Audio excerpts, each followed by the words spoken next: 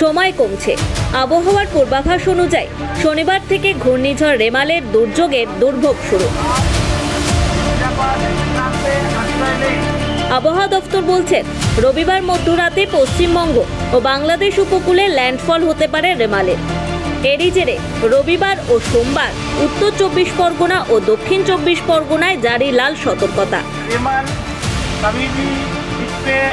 শনিবার সকাল থেকে কটকটে রোদ্দুর আকাশে হালকা মেঘের খেলা চলছিল, তারপর বৃষ্টি।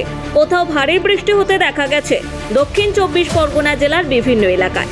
কোথাও কোথাও দমকা হাওয়া বইতে শুরু করে। যদিও আবহাওয়া দফতরের তরফে গত কয়েকদিন ধরেই লাগাতার চলছিল সতর্কবার্তা।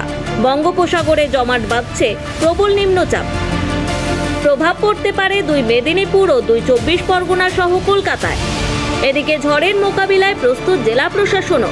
ফ্রেজারগঞ্জ ও গঙ্গাসাগরে দিনভর চলে প্রশাসনের তরফে সতর্কতা।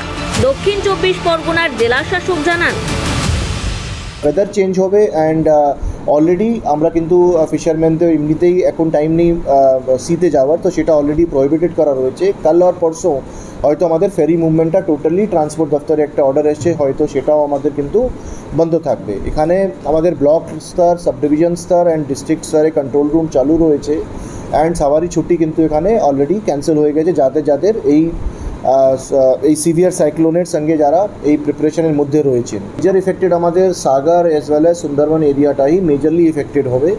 সো আমাদের যেমন সাগরে হলো এই পার্টিকুলার কিছু ভালনারেবল এরিয়াজ আমাদের সাগর ব্লক, নামখানা, পাথর প্রতিমা, অল্প কাকদ্বীপ অ্যান্ড দেন ওদিকে কুলতলিতে হয়তো পার্ট অফ আমাদের জয়নগর, কিছু একটা ছোটো অংশ জয়নগরে, তার সঙ্গে আমাদের কিন্তু গোসাবাতে এইখানে কিছু ভালনারেবল এরিয়া। তো আমাদের ইভ্যাকুয়েশন অলরেডি এই প্ল্যানটাও আমাদের চলছে কি কোথায় থেকে আমরা কত লোককে, স্পেশালি যেখানে লো লাইং এরিয়াজ রয়েছে সেখানে আমরা কত লোককে ইভ্যাকুয়েট করব, ওদেরকে কি এমপিসিএসে রেস্কিউ শেল্টার কাছাকাছি রয়েছে আর গভর্নমেন্ট বিল্ডিং যে স্কুল হতে পারে সে মানে অলরেডি আইডেন্টিফাইড হয়ে গেছে, সেখানে ওদেরকে নিয়ে যেতে হবে। অ্যান্ড দেন ওখানে কীভাবে গ্রুয়াল কিচেন আমাদের মানে কিচেন করে আমাদেরকে ওখানে রান্না প্রিপারেশনটা এখানে করতে হবে। যাদের রেস্কিউ টিম করার কথা, ফরেস্ট থেকে শুরু করে সমস্ত দফতরের এখানে রেস্কিউ টিম এখানে থাকবে, সেটা শর্ট নোটিসে কিছু হয়ে যাওয়ার পরেই আমরা ওখানে রিচ করতে পারব। ফ্রেজারগঞ্জ, বকখালি ও সাগরের বিভিন্ন প্রান্তে প্রশাসনের তরফে দফায় দফায় চলে মাইকিং। লতা পুরকাইতের রিপোর্ট, নিউজ দিগন্ত বার্তা।